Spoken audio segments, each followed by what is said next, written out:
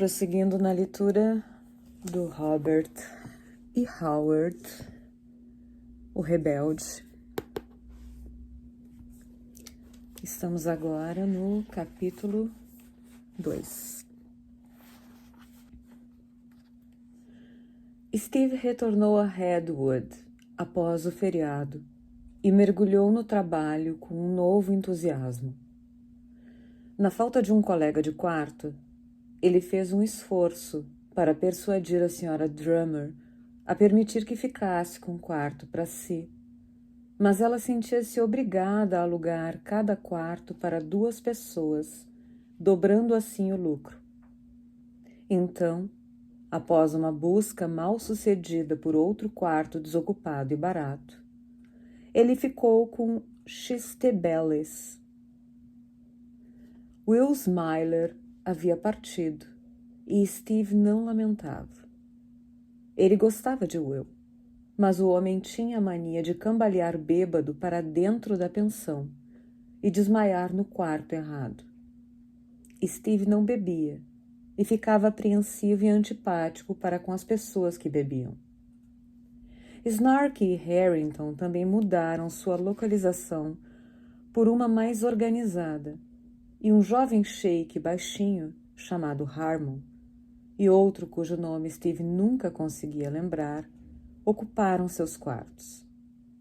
A sala do andar de cima, anteriormente ocupada por Steve e Spike, agora era ocupada por 2 teólogos corpulentos, os irmãos Haystack, jovens enormes, bem-humorados, de raciocínio lento, que levavam a sério suas morais e religiões, e noite e dia entoavam os louvores de Billy Sunday e Tom Jenston.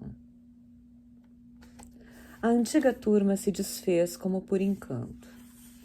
De todo o antigo pessoal, restavam apenas Hurd, Bean e Costigan, e por alguma razão, a nova turma parecia não se reunir, exceto nas jogatinas. O entretenimento evoluía sem Steve e os irmãos Haystack.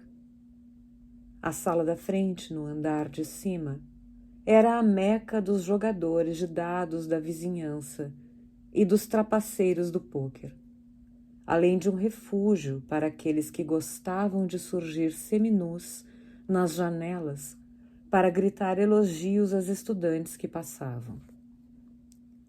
Não havia privacidade aqui, e Steve aprendeu a escrever, dormir e estudar em um manicômio que não deixava nada a dever para os hospícios de verdade. Xtebelles mantinha horários irregulares e geralmente recolhia-se por volta de 1 ou 2 horas da manhã. Ele tinha um sono inquieto, e seu ronco era vigoroso e determinado, a ponto de vencer o travesseiro, que às vezes Steve, em desespero, enfiava em sua boca. Costigan acabou se acostumando. Ele dormia obstinadamente, quer Xt cantasse, roncasse ou tocasse sua gaita de boca. Durante os pôqueres e jogos de dados, ele dormia, ainda que fossem realizados sobre a sua cama. Também não acordava se alguém jogasse um 7 em sua barriga ou tirasse um Royal Flush debaixo de seu nariz adormecido. Steve não jogava, nem ficava até tarde da noite. Não tinha maus hábitos. Continuava a estudar e trabalho prazeroso, escrevia. A princípio, sentia uma tola insegurança ao submeter qualquer outra coisa a Bizarre Stories. Era como se impusesse seu trabalho a um amável editor que já havia feito mais por ele do que poderia retribuir. Além disso, tinha propensão a descansar sobre os louros um pouco. Mas, eventualmente, acabava retornando à máquina de escrever. Escreveu 2 histórias de ringue de boxe que enviou para uma revista mensal de histórias esportivas e um conto do Oeste, que enviou para uma revista que tratava exclusivamente de histórias de Bang Bang. Uma carta acompanhava esta última, que dizia em parte: "E eu não sou um desses escritores cujas histórias são inspiradas em longas viagens, enquanto mal saíram do Brooklyn. Eu nasci e fui criado no Texas, onde esta história se passa, e percorri toda a sua extensão, de Panhandle à fronteira." Steve sorriu para si mesmo e aguardou confiante as confirmações. Para sua surpresa, todos os 3 contos foram rejeitados, com apenas algumas anotações justificando o fenômeno. No entanto, não desanimava. Decidiu voltar para Bizarre Stories. Conservava nas profundezas de sua alma um desejo de glorificar o homem neolítico, vestígio de algum romance imaginário da infância. Então, ele seguiu Spear and Talon, com um conto selvagem sobre a antiga Grã-Bretanha, The Forgotten Race. Depois, mergulhou em suas lembranças e, selecionando uma única frase de uma história que o intrigara há muito tempo, teceu dali uma trama, incorporando-a em um conto sobre a África Oriental, com superstições nativas, que intitulou Voodoo Magic. Estas ele enviou para Bizarre Stories, e passaram-se semanas sem notícias delas. Após outra tentativa ineficaz, desistiu de escrever histórias esportivas. Não enxergava falhas em seu trabalho, mas presumiu que deveria haver algumas. Fez tentativas de escrever poemas, mas como raramente os completava, jamais enviou algum. Privado da companhia de Spike e do resto do grupo por conta de sua timidez involuntária, ele recuava cada vez mais em sua escrita. Passou até a negligenciar seus trabalhos escolares. Ele raramente via X.T. Bellis, exceto na hora das refeições e à noite. E enquanto foram amigos, nunca houve qualquer real camaradagem entre eles. De vez em quando, Steve ia ao cinema, mas nem sempre tinha dinheiro. Sua mãe mantinha-o abastecido com trocados, mas a família Costigan era pobre e mantê-lo na escola era uma sobrecarga financeira. Steve, sob tal pressão, decidira arrumar um emprego assim que saísse da escola e trabalharia muito para retribuir tudo que fosse gasto com ele. Esperava em seu íntimo que, quando as aulas terminassem, estaria ganhando a vida com os escritos, mas não depositava tanta fé nessa possibilidade. Para sua surpresa, Spear and Talon não apareceu no mês posterior à venda, nem no seguinte, e ele começou a se perguntar se, afinal, compraria um presente de Natal para sua mãe com o dinheiro arrecadado. Graças a uma discussão com o bibliotecário, Steve sentiu que a biblioteca pública estava indisponível para ele e jamais havia considerado a biblioteca de Gower Pen. Na verdade, de um extremo, Steve saltou para o outro. De leitor voraz, tornou-se uma pessoa que raramente abria um livro. Quando tinha qualquer tempo livre, escrevia, supondo que ler fosse perda de tempo.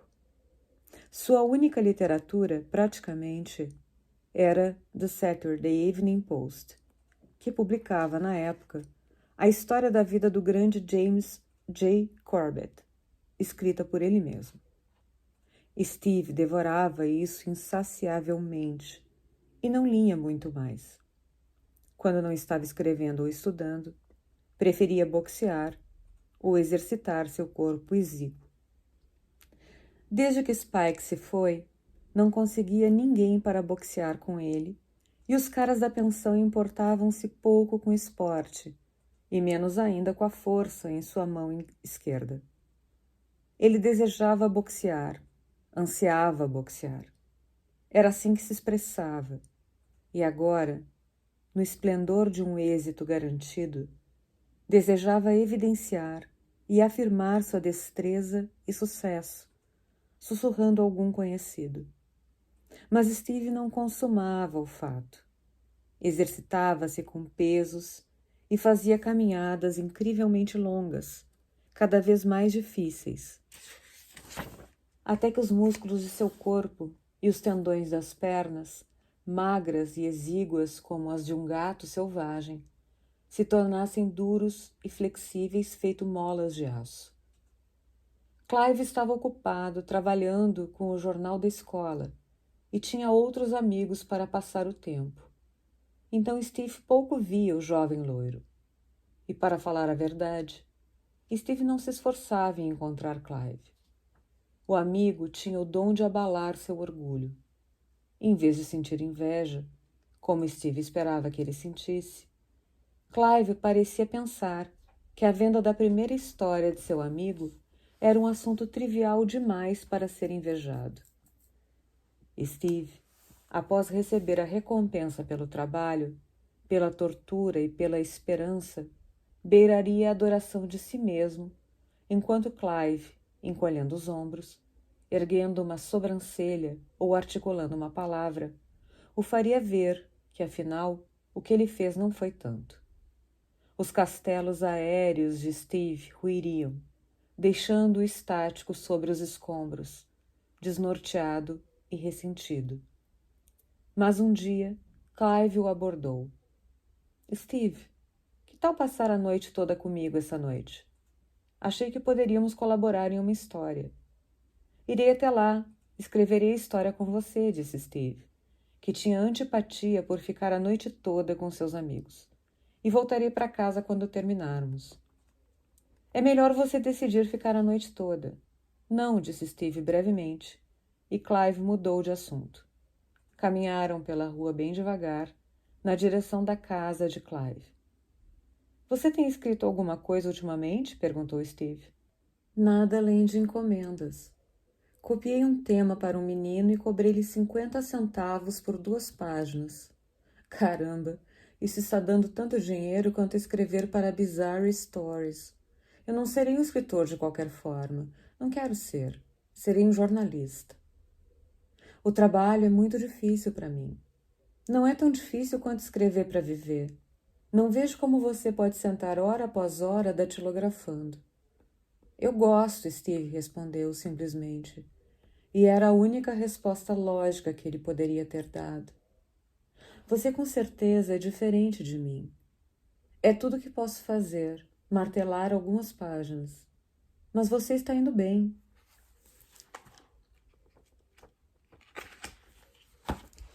Sim, sou muito jovem para vender coisas, mas parece que estou melhorando.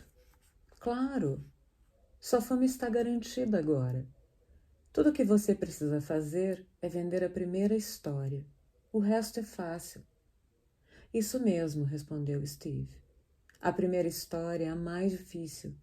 Depois disso não é tão difícil. Você já tentou alguma outra revista? Sim, Steve admitiu. Seu entusiasmo murchara um pouco. Eu tive várias coisas recusadas. Isso é esquisito, remoeu Clive. Mas sua história ainda não veio. Quando vier e as outras revistas perceberem, não haverá problema algum em vendê-las. Não, não deveria haver.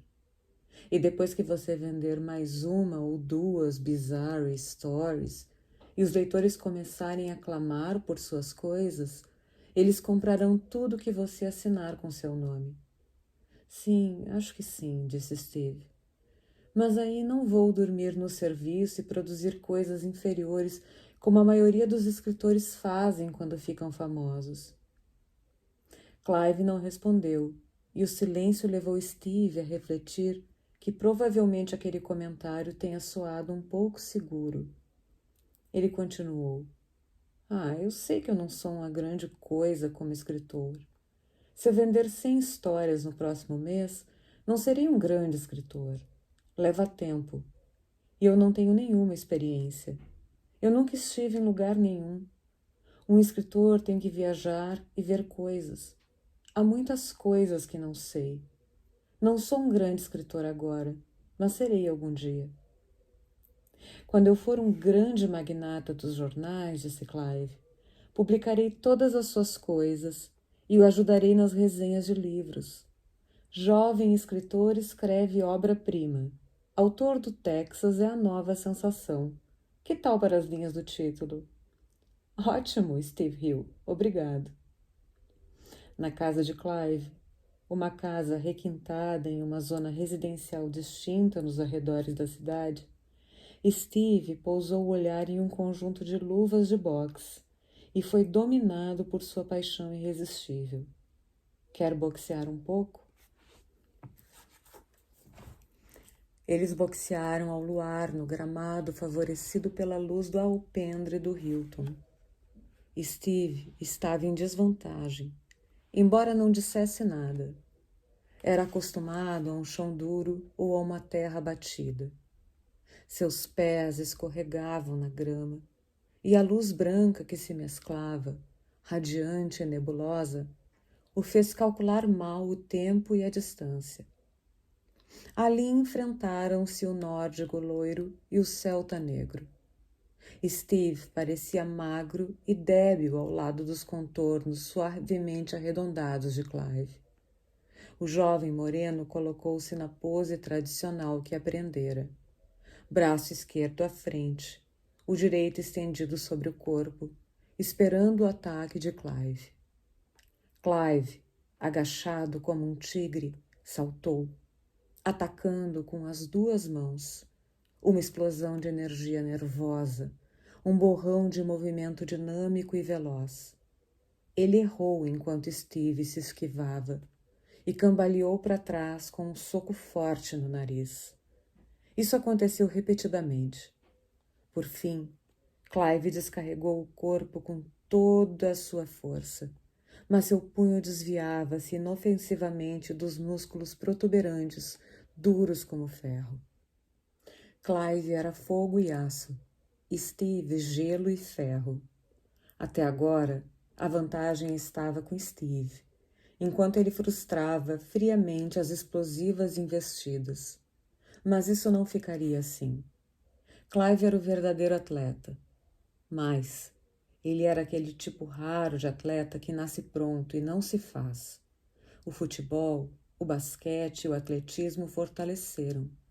E junto com essa força, ele possuía aquela maravilhosa coordenação de mente e músculos que faz um superatleta.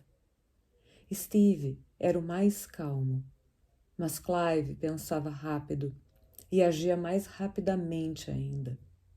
Lutava com naturalidade, sem planejar seus movimentos antecipadamente, ao contrário de Steve.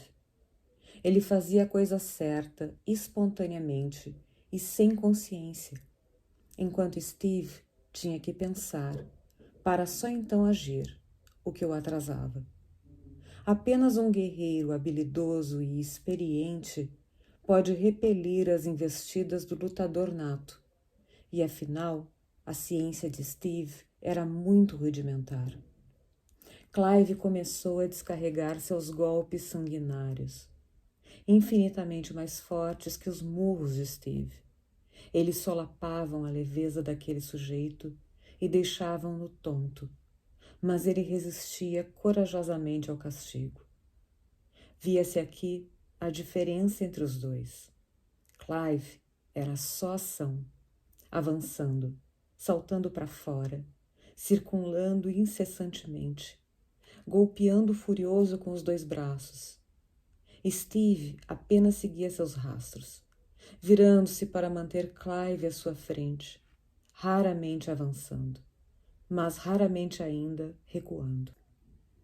Ele descobriu que suas passadas não podiam competir com as de Clive e contentava-se em esperar seus ataques e contra-ataques.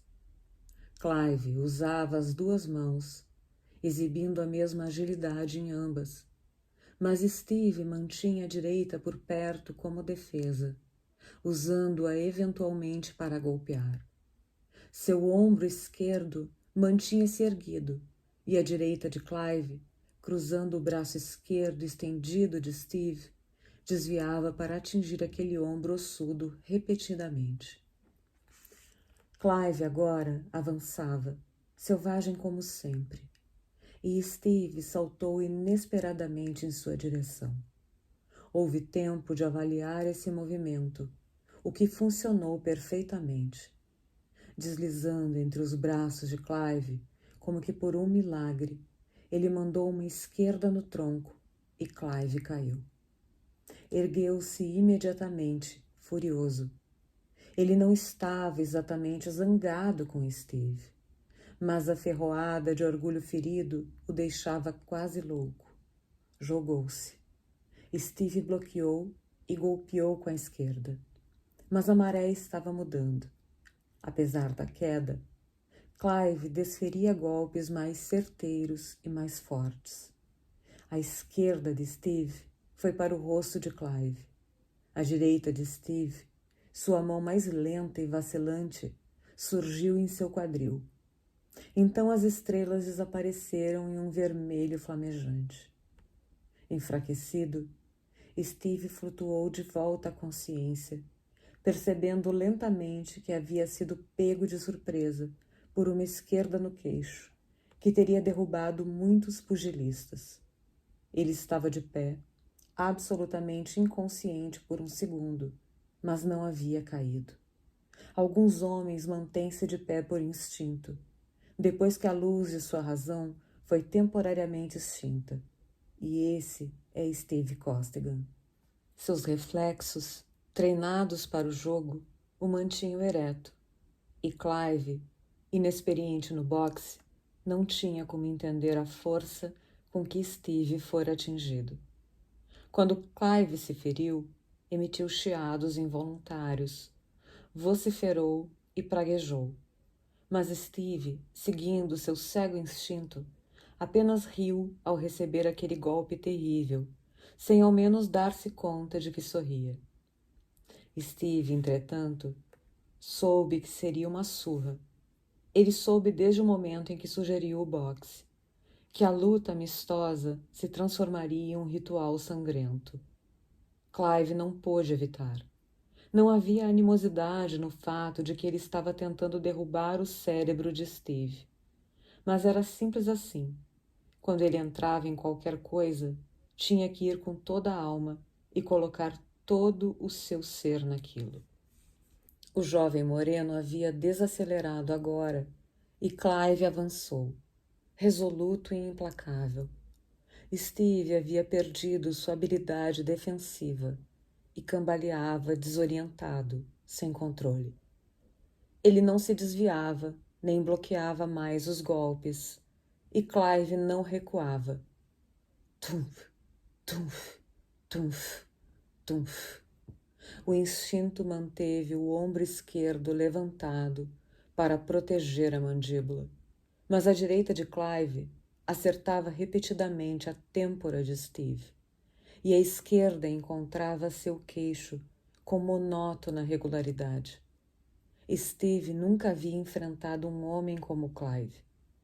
Suas batalhas sempre foram com companheiros pesados e fortes do tipo de Spike, rudes, mas de raciocínio lento, com quem, com sua velocidade e habilidades superiores, havia tido poucos problemas.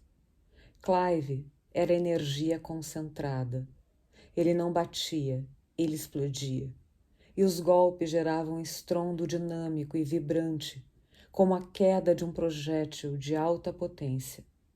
As luvas eram leves, estilo regular de luta profissional, e os nós dos dedos podiam ser sentidos sob elas. O sangue escorria dos lábios machucados de Steve, manchando as luvas de Clive. Parecia incrível que um homem tão superado, 5 quilos a mais, vencido e sobrepuxado, pudesse suportar tal surra e ainda manter-se de pé. Steve não pensava em nada. Quando a luva de Clive o acertou, uma névoa amarela flutuou sobre ele, salpicando 1 milhão de fagulhas rubras. Seus olhos estavam vesgos por conta de uma pancada no rosto que havia anestesiado um nervo, e ele os esfregou com os polegares até que se endireitassem. Ele agora avançava, nunca recuando, a guarda sempre aberta, girando os braços ferozmente e errando por metros, enquanto Clive desviava. Mas o jovem loiro estava preocupado. Que tipo de sujeito era esse que se metia silenciosamente em um castigo cruel e terrível, levando sem pestanejar todos os golpes dirigidos a ele e avançando, avançando, avançando? Era essa a qualidade, Clive refletiu a tempo, que elucidava a dúvida sobre a habilidade de Steve em trabalhar naquele ofício árduo e entediante, dia após dia? Ele se posicionou, enquanto Steve cambaleava, e acertou uma direita bem na ponte do nariz. Steve nem mesmo hesitava. Sua longa esquerda vergastou ardilosamente o rosto de Clive, e o jovem loiro recuou, continuava recuando. E por fim, assim que Steve se aborreceu, Clive deu as costas e correu, xingando a si mesmo por fazê-lo. Não era covardia, pois Clive não era covarde. Nem era medo no sentido comum da palavra.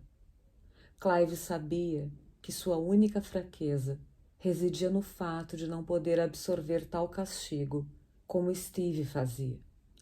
Qualquer um dos golpes que choveram sobre Steve nos últimos 20 minutos teria deixado Clive inconsciente. Mas esse não foi o motivo de sua fuga. Steve, conhecido como um rebatedor ligeiro, arremetia seus golpes com uma força surpreendente, mas não era dos golpes que Clive fugia. Era do rosto de Costigan. A expressão nele era, como o próprio Clive diria mais tarde, infernal. As feições de Steve estavam mascaradas com sangue, e seus olhos reluziam ao luar. Não havia zombaria ou rosnado em seus lábios feridos, mas sua expressão era de uma selvageria concentrada, de uma barbárie implacável que transcendia qualquer tentativa consciente de intimidação. O caráter abissal que Clive sempre farejou em Steve aflorava, erguia-se pelo abismo nebuloso e adormecido daquela alma sombria, rompendo as couraças tênues de cultura e civilização. Steve não se erguia mais para boxear. Ele agachava e corria, sem dar atenção à defesa. Clive dançou como um fantasma diante dele, mas seu queixo estava em algum lugar naquela névoa amarela, e ele iria encontrá-lo ou morrer. Nem mesmo lhe ocorreu que poderia parar e cancelar a luta a qualquer momento que desejasse. A mão direita de Steve, inútil até então, começou a encontrar o corpo de Clive. Ele pagou por cada golpe que desferiu, levando pelo menos 2 a mais, mas estava disposto. Agora era Clive que retrocedia e boxeava para se salvar, atacando apenas por impulso. Ele confundia, golpeava, bloqueava, girava o corpo e fugia quando Steve chegava perto demais. Cada vez que ele voltava, xingava e desculpava-se com aquela ossada corroída que a todo momento detia-se e aguardava pacientemente até que ele parasse de correr e voltasse para lutar. Zangado consigo mesmo, ele então descontou em Steve. Durante uma dessas investidas, Steve deu um passo para o lado, inesperadamente, e quando Clive mergulhou pelo flanco, ele desferiu um golpe desajeitado, direto na nuca do jovem loiro. Tumpf! 1000 estrelas piscaram diante do olhar de Clive, e ele cambaleou. Bom Deus, que pancada! Foi o primeiro golpe realmente poderoso que ele recebeu na vida e o sacudiu até os dedos dos pés. ele voltou a investir com cautela, já desistindo de toda a esperança em nocautear Steve, desejando agora apenas mantê-lo à distância. Steve passou a lutar instintivamente, mas não como Clive. Onde o jovem loiro dançava indo e revindo, vergando-se e golpeando com habilidade, guiado por seu instinto natural, Steve avançava cega e ferozmente, gingando feito um selvagem, sem alvo nem sincronia, o guerreiro brutal contra o esgrimista. E aqui, a dura vida pregressa de Steve o ajudava bastante. Ele era o especialista, Clive o atleta completo. Steve fora treinado para absorver golpes perversos, todo o corpo endurecido para esse fim. Clive fora o astro do futebol e do atletismo, treinado para enfrentar o choque de corpos pesados contra o seu. Mas o castigo recebido nos 2 jogos é diferente. O fato de um homem ser capaz de deter, ileso, o mergulho de um zagueiro não significa que ele possa receber um golpe curto e agudo no queixo. E agora, Clive enfraquecia. Em excelentes condições físicas, ele poderia aguentar o ritmo veloz por horas, mas esses murros que Steve cravava em sua guarda, vez em quando, minavam suas forças.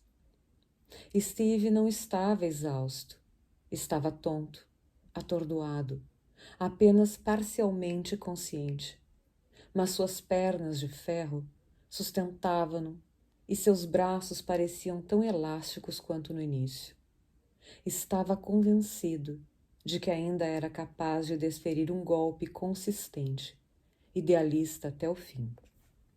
Subitamente, ambos avançaram ao mesmo tempo.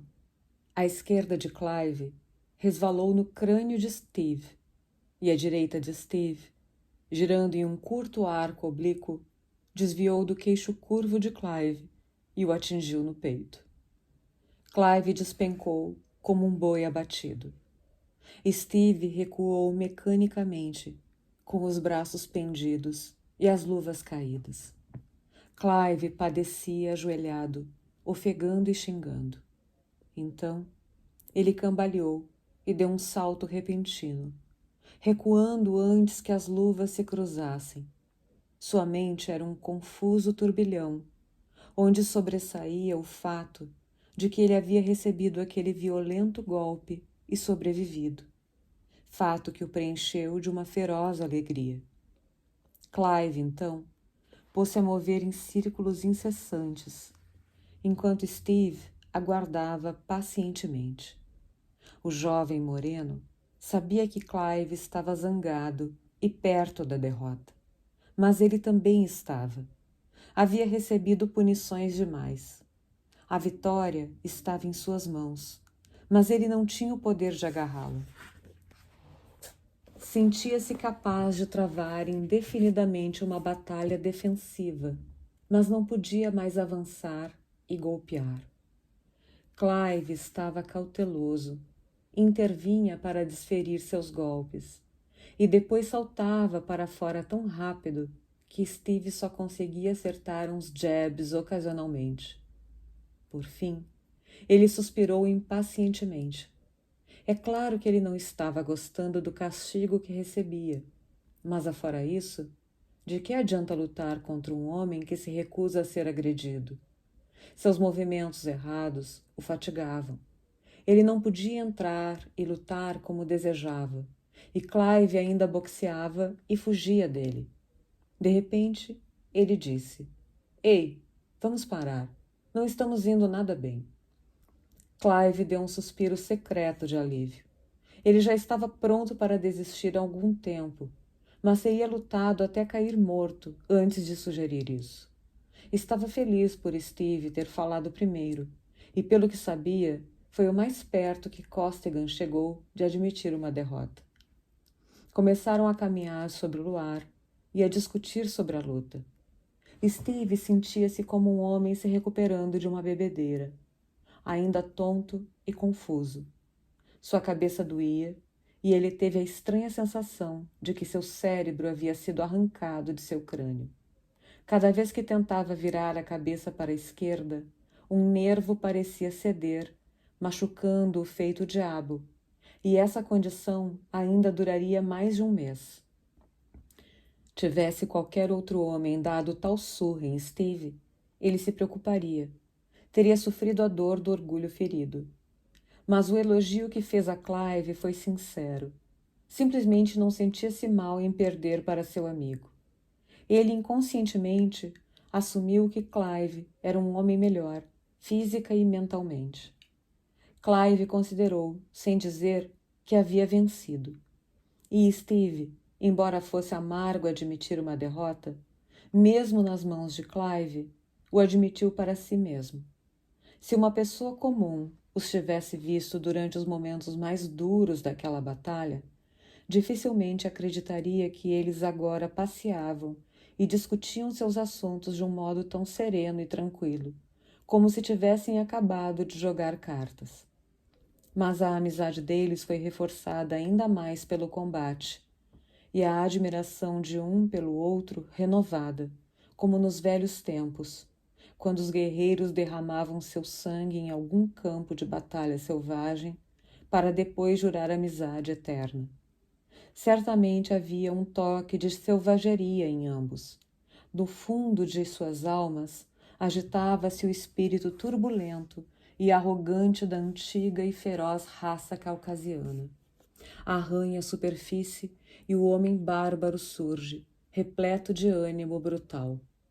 Mas normalmente, como em todos os homens civilizados, esse instinto permanecia imerso sob eras de livros e filosofia, salões de chá e boudoirs, cultura e dominação feminina. Eles voltaram para a casa de Clive e sentaram-se para escrever sua colaboração. Também não parecia nada incomum para esses rapazes que eles devessem bater um no outro até virarem polpa, para imediatamente depois sentarem-se à máquina de escrever e deslizar para o reino da arte e da literatura, com o sangue ainda escorrer dos lábios de Steve e as costelas de Clive doloridas pelos murros. Mas eles transitavam de mundo em mundo e de esfera em esfera da maneira mais prática, sem que sentissem incongruência alguma em suas ações e pensamentos. Eles escreveram sua história da seguinte maneira. Clive escrevia uma página, depois Steve. O assunto e o enredo foram combinados desta forma. No início, o tema foi uma desilusão amarga e urbana sobre um jovem que se cansara das mulheres cruéis da cidade e fora para o campo a fim de encontrar uma donzela pura e inocente. Isso era baseado na percepção de Steve de que havia tanto pecado e podridão no campo quanto havia nas cidades. Algo que ele sabia era verdade. No início procuraram ser polidos e amargos, mas então, como geralmente acontecia quando esses dois jovens decidiam juntos sobre um assunto, uma nota de humor puro sangue gigantesco invadiu, mudando o tom para um humor amplo e muito franco, dando luz a passagens e situações cheias de alma que teriam encantado os corações dos antigos realistas ingleses, que às vezes brilhavam com a verdadeira centelha do gênio satírico, e que eram o suficiente para barrar a história de qualquer revista do país. A história foi concluída por volta das 4 da manhã e colocada em um envelope endereçado a College Cut-Ups Magazine. Clive cochilava em sua cadeira e estava sonolento demais para oferecer qualquer protesto, quando Steve anunciou sua intenção de voltar para o quarto. As ruas estavam quietas, brancas e fantasmagóricas. As árvores entremeavam estrelas com escuras hastes ondulantes, enquanto Steve voltava para a pensão. Seus passos soavam estranhos e ocos, e de vez em quando ele olhava ao redor, rápida e involuntariamente, enfeitiçado pela quietude e pelo tempo. O céu, salpicado com o fogo branco das estrelas que ele não estava acostumado a ver, parecia estranho, frio e desconhecido. Ele esperava encontrar a porta da frente da pensão trancada e cogitou cochilar na varanda. Mas estava aberta, e ele subiu para o seu quarto, pensando em como as escadas pareciam ranger mais alto à noite que durante o dia. X.T. Bellis tinha ido para casa no fim de semana, e apenas os irmãos Haystack e Gay Bean estavam lá, o que irritou um pouco Steve, que desejava uma plateia para seu rosto, no estado lamentável do qual ele tinha tanto orgulho, como uma mãe com seu primeiro filho. Assim que a primeira luz do amanhecer aflorou sobre a cidade, Steve entrou casualmente no quarto dos Haystack, a fim de examinar sua fisionomia ferida e talhada no grande espelho deles. Ele o fez com um calculado ar de bravata apática, e o maior e mais sério Haystack mirava-o com curiosidade e um traço de apreensão. — Você caiu em alguma coisa? — Não. Parei o punho de um sujeito com meu rosto, respondeu Steve com indiferença, disfarçando o orgulho que sentia. Mas eu o derrubava algumas vezes se ele me batia, acrescentou sombriamente. Então eu acho que é quase o mesmo. Ele fez uma saída sinistra e majestosa, deixando na mente de Haystack uma atmosfera de becos escuros e brigas em bordéis com rufiões urrantes. Meu Deus, disse Haystack.